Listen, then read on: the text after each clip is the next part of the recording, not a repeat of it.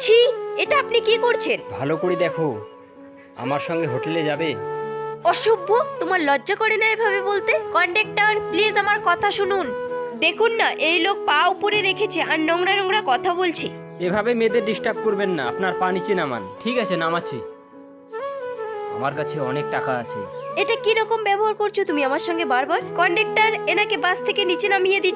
আবার কি হলো ম্যাডাম? দেখুন না, উনি আবার নোংরামো করছেন। ভাই আপনি নিচে নামুন তো। চলুন। ঠিক আছে, যাচ্ছি। তোকে তো আমি ছাড়বো না।